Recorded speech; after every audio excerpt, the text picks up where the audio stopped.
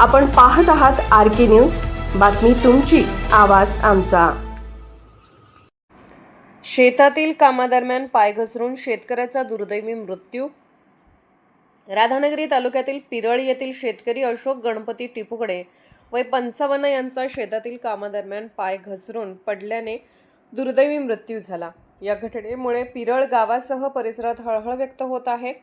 मिळालेल्या माहितीनुसार अशोक टिपुकडे हे गुरुवारी सकाळी आपल्या शेतात रोप लागणीच्या कामासाठी गेले होते।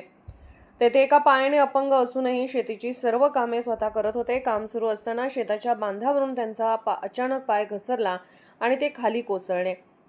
घटनेनंतर परिसरातील नागरिकांनी त्यांना तातडीने उपचारासाठी राधानगरी ग्रामीण रुग्णालयात दाखल केले। मात्र वैद्यकीय अधिकाऱ्यांनी तपासणी अंती त्यांना मृत घोषित केले। या अनपेक्षित दुर्घटनेमुळे टिपुकडे कुटुंबावर दुःखाचा डोंगर कोसळला असून गावात शोककळा पसरली आहे। कष्टाळू आणि मनमिळावू स्वभावामुळे परिचित असलेल्या अशोक टिपुकडे यांच्या निधनाने ग्रामस्थांमधून हळहळ व्यक्त होत आहे।